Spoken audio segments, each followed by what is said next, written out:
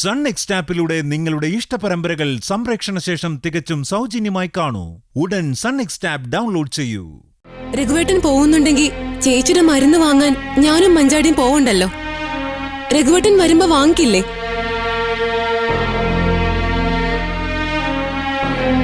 ശരിയാ രഘുവേട്ട, 2 ദിവസമായി വെല്ലിച്ചിയുടെ മരുന്ന് തീർന്നിട്ട്. അത് വിചാരിച്ചെങ്കിലും രഘുവേട്ടൻ പോയിട്ട് വേഗം വരണം. ഇവിടെ വീട്ടിലേക്ക് എന്തെങ്കിലും വാങ്ങിക്കാനുണ്ടോ?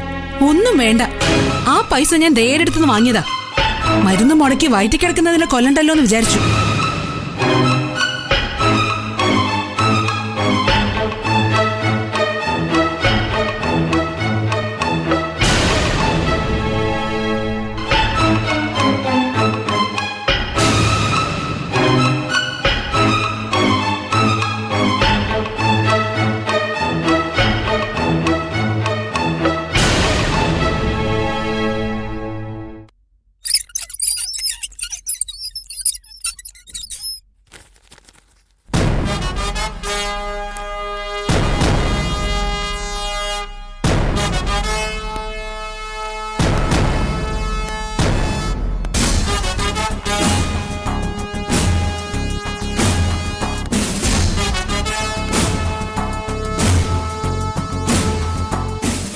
അതെ, ഇന്ദ്രന്റെ അമ്മ വരുന്നുണ്ട്.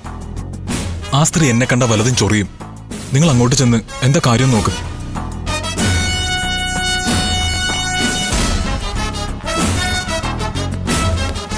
ഇവിടെ ആരും ഇല്ലേ?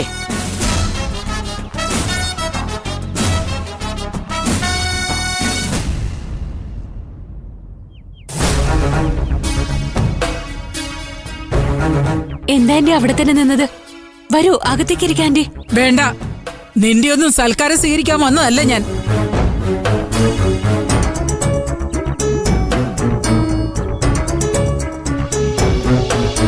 എന്റെ മരുമകളില്ലേടി ഇവിടെ, അനുപമ. അവളെ ഇങ്ങോട്ട് വിളിക്കേ. അനു രാവിലെ തന്നെ പോയല്ലോ, അമ്മ അറിഞ്ഞില്ലേ? അവള് വരുന്നതും പോകുന്നതൊന്നും എന്നോട് ചോദിച്ചിട്ടല്ല, പിന്നെ എങ്ങനെ അറിയുന്നേ?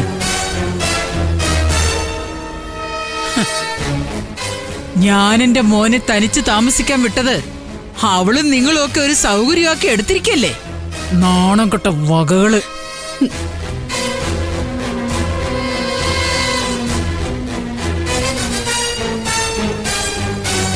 നിങ്ങളുടെയൊക്കെ അച്ഛനോടില്ലേ, ആനന്ദമാഷ്? അയാളെ ഇങ്ങോട്ടൊന്ന് വിളിക്കേ.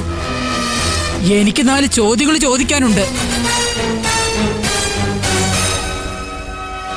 അച്ഛൻ ഇവിടെ ഇല്ല. അനുചേച്ചി ഒരു ദിവസം ഇവിടെ വന്ന് നിന്നതിന് ആന്റി ഞങ്ങളുടെ കുടുംബത്തോട് ആക്ഷേപിക്കാൻ വന്നതാണോ? ആണെങ്കിൽ എന്താടി, എന്റെ കുടുംബത്തെ ചൂഷണം ചെയ്യാൻ നോക്കിയാ ഞാൻ വന്ന് ചോദിക്കും.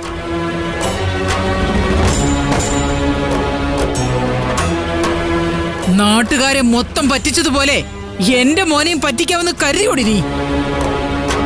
നിങ്ങളുടെ മകനെ ആര് പറ്റിച്ചുന്നാ? എന്ത് പറ്റിച്ചുന്നാ? വീട്ടിൽ കയറി വന്ന് എന്ത് വിളിച്ചു പറയാന്ന് വിചാരിക്കരുത്. സുശീല ഇല്ലാത്തൊന്നും വിളിച്ചു പറയാറില്ലടി. നിന്റെ ഭർത്താവ് ബ്ലേഡ് കമ്പനി നടത്തി സകലരെയും പറ്റിച്ച കാര്യമൊക്കെ ഞാൻ അറിഞ്ഞു.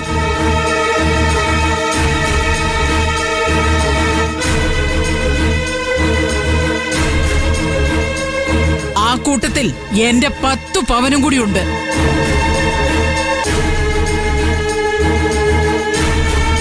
നീയൊക്കെ ചേർന്ന് എന്റെ 2ാമത്തെ മകനെ കൂടി കയ്യും കണ്ണും കാണിച്ച് മയക്കി തട്ടിയെടുത്തല്ലടി എല്ലാം.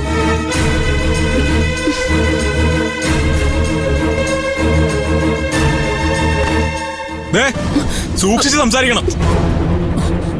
നിങ്ങളുടെ മകൻ എന്റെ സ്ഥാപനത്തിൽ സ്വർണം പണയം വെച്ചതേ അവന് 2 ലക്ഷം ആവശ്യമുള്ളതുകൊണ്ടാ. അതിന് ഇവർക്കെതിരെ അപവാദം പറഞ്ഞാലുണ്ടല്ലോ. പോട്ടെ, വഴക്കൊന്നും വേണ്ട. നീ മാറിയിക്കടി. ഇവരാരും ഇവിടെ ഒന്ന് പ്രശ്നം ഉണ്ടാക്കാൻ.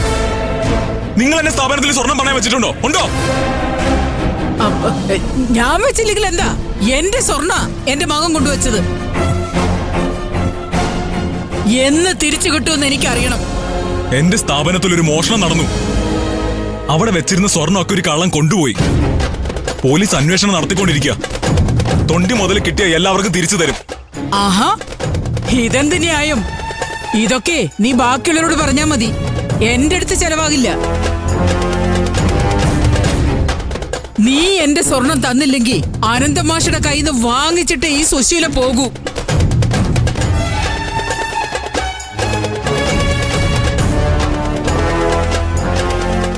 അതെങ്ങനെയാ ആന്റി? മോഷണം പോയ സ്വർണം അച്ഛൻ എവിടെ നിന്ന് എടുത്തു തരും? ഒരു ന്യായം ഇല്ലാത്ത കാര്യത്തിന് ആന്റി ഇവിടെ വന്ന് വഴക്കുണ്ടാക്കുന്ന. ഈ കുടുംബത്തെ നാണം കെടുത്താൻ ആന്റി ഒരു കാരണം തിരക്കി നടക്കായിരുന്നല്ലേ? ഈ കുടുംബത്തിലിനി ഞാൻ എന്ത് നാണം കെടുത്താനാടി? ഇവനൊരുത്തൻ കാരണം ആനന്ദം മാഷിന്റെ കുടുംബം നാണക്കേടിൽ മുങ്ങി കുളിച്ചു നിൽക്കുമല്ലേ?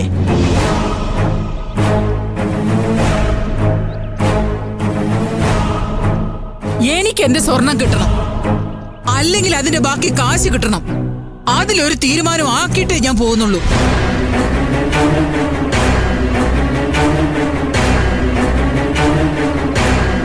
പത്ത് പവൻ ഇന്നത്തെ മാർക്കറ്റ് വില വെച്ച് നോക്കിയാ 3.5 ലക്ഷം രൂപ വരും. 2 ലക്ഷം സത്യനൊന്ന് വാങ്ങിയിട്ടുണ്ട്. ബാക്കി 1.5 ലക്ഷം രൂപയ്ക്കാ നിങ്ങൾ ഇവിടെ വന്ന് ഈ കോപ്രായം മുഴുവൻ കാണിക്കണേന്ന് ഓർക്കണം. ഓഹോ, 1.5 ലക്ഷം രൂപ നിനക്ക് അത്രയ്ക്ക് നിസ്സാരമാണെങ്കിൽ അത് തന്നിട്ട് സംസാരിക്കുന്നേ. ഞാനേ ഉറുമ്പരിക്കുന്ന പോലെ അരിച്ചുണ്ടാക്കിയ സ്വർണ്ണ. നിനക്കതിന്റെ വില മനസ്സിലാവില്ല.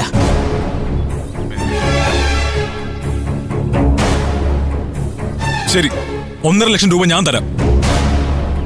പക്ഷേ സ്വർണം പണയം വെച്ച രസീതുമായി സത്യൻ ഇവിടെ വരണം.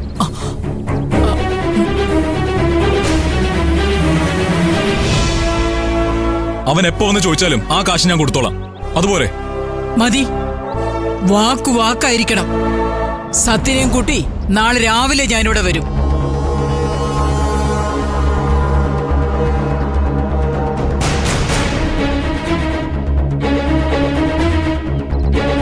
ഇത്തിരിയെങ്കിലും അഭിമാനം ബാക്കിയുണ്ടെങ്കിൽ നീ ആ കാശ് തന്നിരിക്കണം.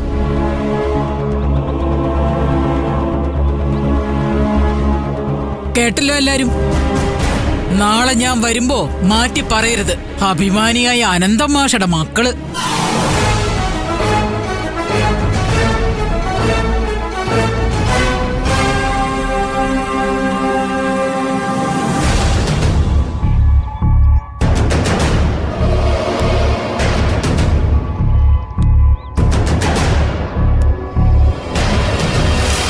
രഘുവേട്ടൻ എന്തിനാ കാശ് തരാന്ന് അവരോട് പറഞ്ഞത്?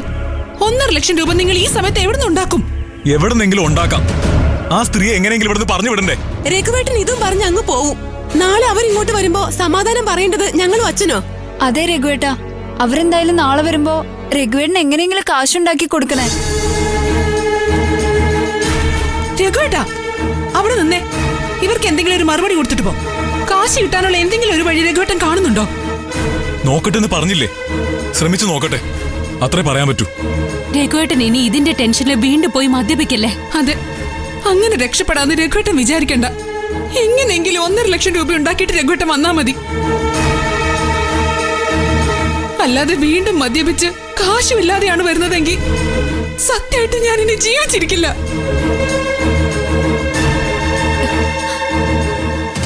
ഉറപ്പായും അമ്പിളി നിങ്ങളുടെ മുന്നിൽ കിടന്ന് മരിക്കുന്നത് നിങ്ങൾക്ക് കാണേണ്ടി വരും. അത്രയ്ക്ക് ഞാൻ മടുത്തിരിക്കുക.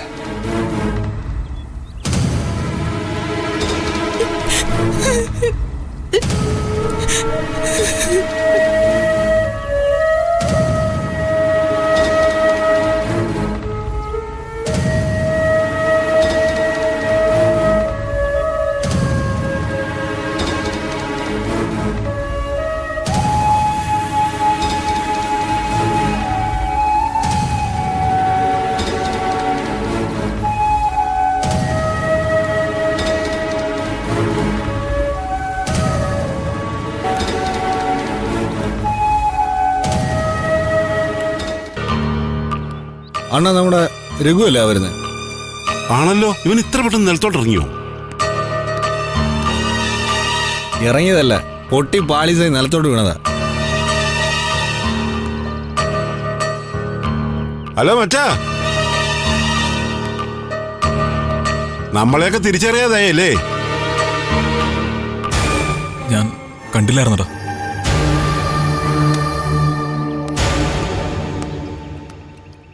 അളിയിലെന്താ നടന്നു പോന്നേ? ബൈക്കും കാറും ഒക്കെ നാട്ടുകാർ കൊണ്ടുപോയോ? എന്തായാലും അണ്ണാന്റെ തൊലിക്കടി സമ്മതിച്ച്. നാട്ടുകാരെ മുഴുവൻ പറ്റിച്ചിട്ട് പുറത്തിറങ്ങി നെഞ്ചു പിരിച്ച് കിടക്കണേണ്ടാ. ആരാണ് പറ്റിച്ചേ? നിന്നെ പറ്റിച്ചോ? പറയടാ, പറ്റിച്ചു നിന്നെ? വിടാ, വിടാൻ. നിനക്കെന്നെ അടിക്കണോടാ?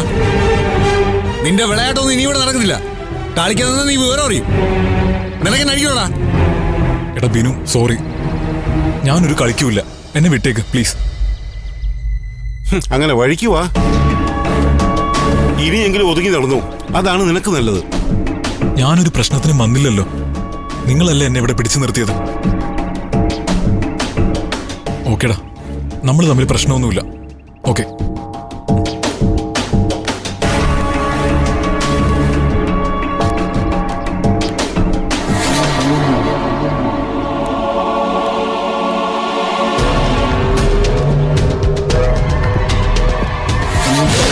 എനിക്ക് എന്റെ സ്വർണം കിട്ടണം, അല്ലെങ്കിൽ അതിന്റെ ബാക്കി കാശ് കിട്ടണം. സത്യനെയും കൂട്ടി നാളെ രാവിലെ ഞാനിവിടെ വരും. എങ്ങനെയെങ്കിലും 1.5 ലക്ഷം രൂപ ഉണ്ടാക്കിയിട്ട് രഘുവേട്ടൻ വന്നാ മതി.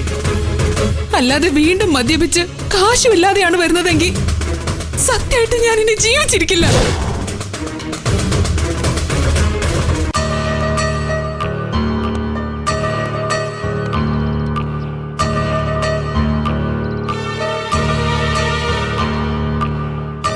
ആ സ്ത്രീക്ക് ഞാൻ നാളെ എങ്ങനെ പണം കൊടുക്കും?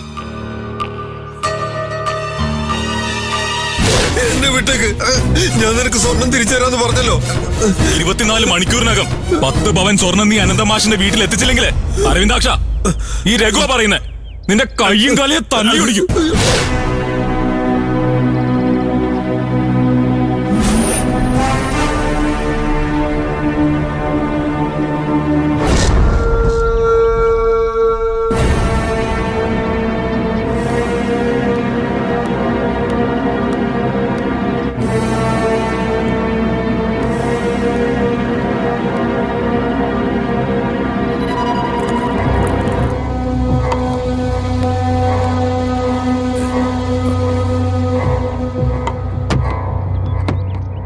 എന്താ രഘു, നീ എന്നെ തല്ലാമെന്നാണോ?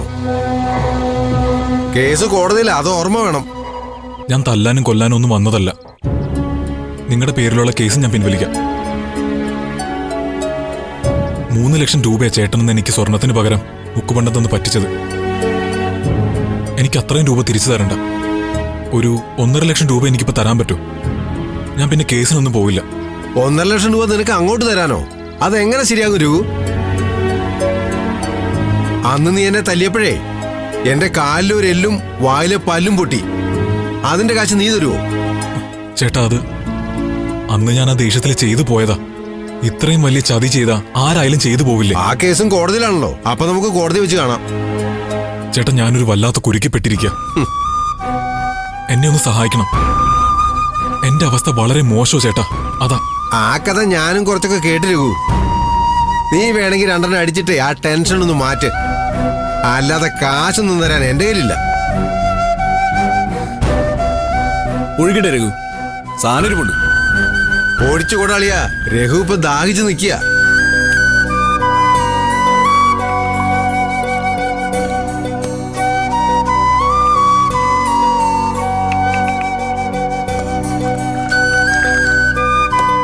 ഇതാ രഘു, കുടിക്ക്. ഇത് കുടിച്ച് നമുക്ക് കോംപ്രമൈസിലെത്താം.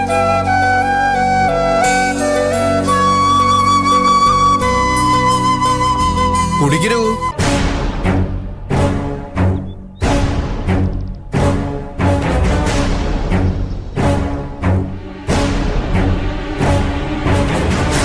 Cheers.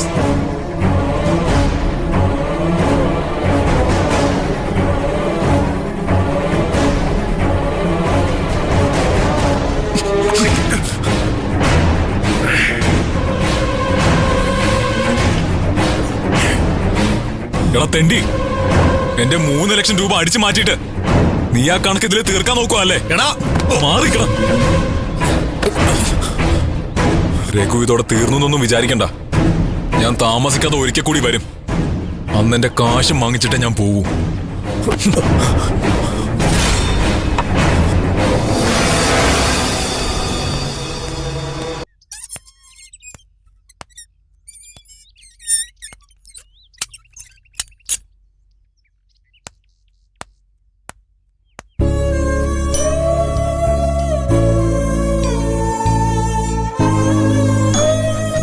ചേച്ചി ദേ അച്ഛൻ വരുന്നു.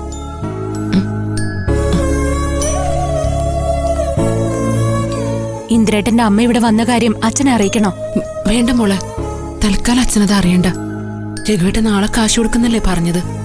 എല്ലാം കൂടെ കേൾക്കുമ്പോ അച്ഛന് ടെൻഷനാവും. ശരി, എന്നാ ഞാൻ ദയോടും മഞ്ചാടിയോടും പറയട്ടെ. ചേച്ചി അച്ഛനെ കുടിക്കാൻ എന്തെങ്കിലും എടുക്ക്. അമ്പിളി മോളെ, അച്ഛൻ ഇത്തിരി വെള്ളം എടുത്തോണ്ട് വരൂ.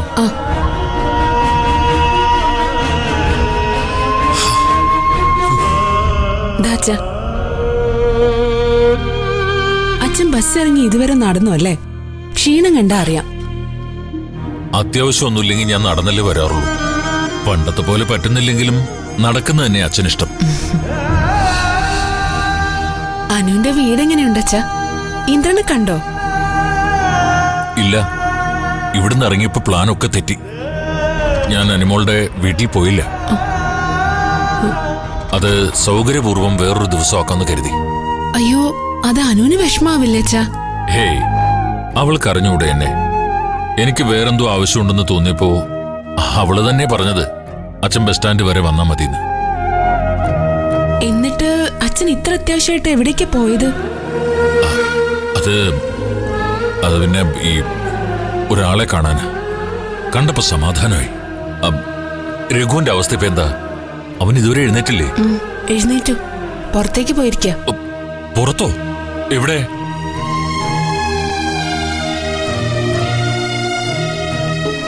ചുമ്മാ ഒന്ന് ഇറങ്ങണോന്ന് പറഞ്ഞപ്പോ ഞാൻ എന്റെ മരുന്ന് വാങ്ങാൻ കൂടി ഏൽപ്പിച്ചു. ഇന്ന് എന്തായാലും രഘുവേട്ടൻ കുടിക്കില്ല അച്ഛാ. എന്താ ഉറപ്പ്? അവന്റെ കാര്യം ആർക്കെങ്കിലും പ്രവചിക്കാൻ പറ്റുമോ? 2 ദിവസത്തേക്ക് എങ്ങും വിടണ്ടായിരുന്നു.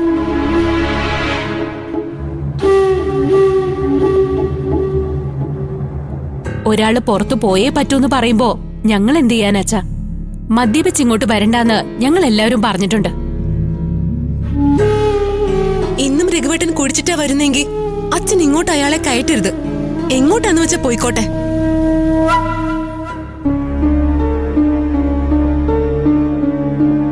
ഇങ്ങനൊക്കെ പറയാൻ എളുപ്പം മോളെ. പക്ഷെ ട്യൂമർ ആണെങ്കിലും സ്വന്തം ശരീരത്തിൽ നിന്ന് മുറിച്ചു മാറ്റുമ്പോ ആ ഒരു വേദന എന്തായാലും ഉണ്ടാവും.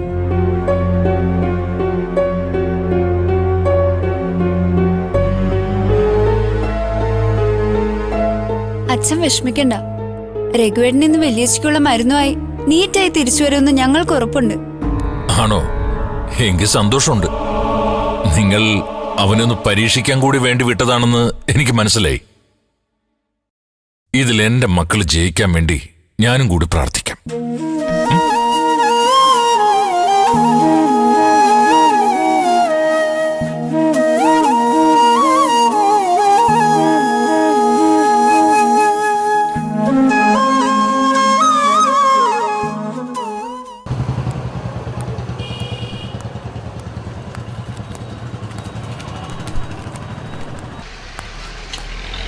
പ്രതിഫലം ഒരു പ്രശ്നമല്ല സാർ.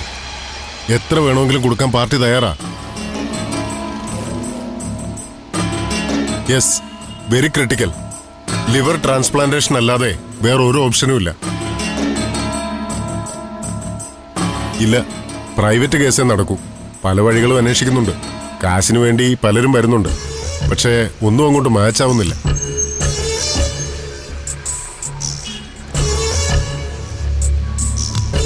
മെഡിസിൻ ഇതാ. ഒരു സെക്കൻഡേ.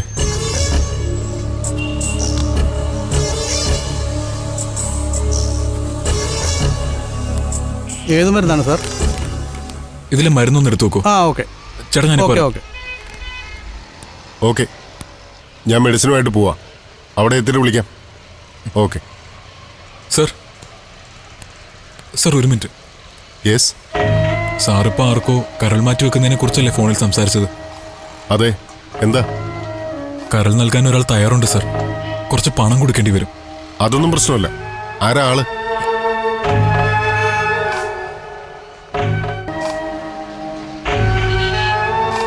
പണത്തിന് അത്യാവശ്യമുള്ളതുകൊണ്ട് മാത്രമല്ല, ഒരു മനുഷ്യന്റെ ജീവൻ രക്ഷിക്കാൻ എന്റെ കരളിന്റെ പാതി നൽകാനുള്ളൊരു മനസ്സെനിക്കുണ്ട് സർ.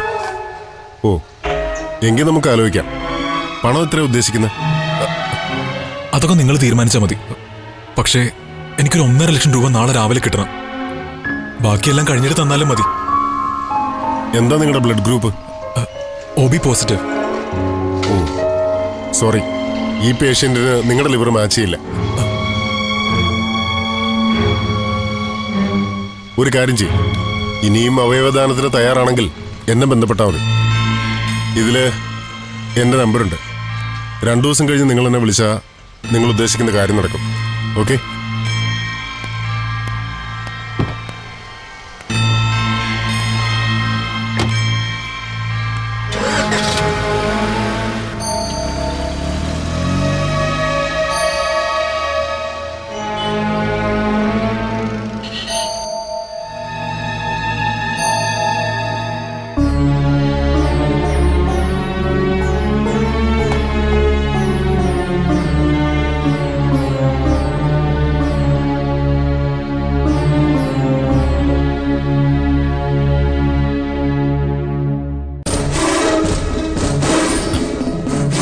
എന്താ മോളെ? ഏയ് ഒന്നുമില്ല അച്ഛാ. എന്താ നിങ്ങളുടെ എല്ലാവരുടെയും മുഖത്തൊരു ടെൻഷൻ? രഘു ഇതുവരെ വന്നില്ലല്ലേ? ഇല്ലച്ചാ, ഫോൺ എടുക്കാതെ പോയതുകൊണ്ട് വിളിക്കാനും പറ്റുന്നില്ല. അവൻ കുറച്ച് കഴിയുമ്പോ വരുമായിരിക്കും. നിങ്ങൾക്ക് എല്ലാവർക്കും കൂടി തന്ന വാക്ക് ഇന്നൊരു ദിവസത്തേക്കെങ്കിലും രഘു തെറ്റിക്കില്ലെന്ന് തന്നെ എന്റെ ഒരു തോന്നൽ. അല്ല, എന്തു പറ്റി പെട്ടെന്നിങ്ങനെ ആത്മവിശ്വാസം ഇല്ലാതാകാൻ? നിങ്ങളുമായി നല്ല രീതിയിൽ സംസാരിച്ചു തന്നെയല്ലേ അവനോടൊന്ന് പോയത്?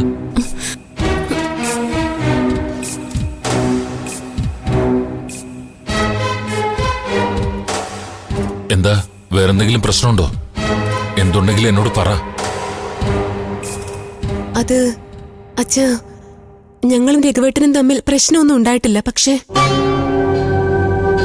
രഘുവേട്ടൻ പോകാൻ നേരത്ത് ഇവിടെ ഇന്ദ്രേട്ടന്റെ അമ്മ വന്നിരുന്നു. ഇന്ദ്രന്റെ അമ്മയോ? എന്തിന്?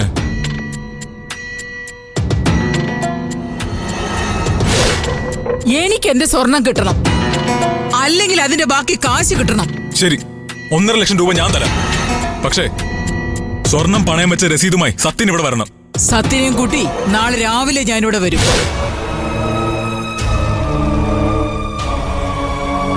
ഈശ്വര, 1.5 ലക്ഷം രൂപ നാളെ അവൻ എവിടെ നിർത്തി കൊടുക്കും? അത് നിങ്ങളാരും ചോദിച്ചില്ലേ അവനോട്?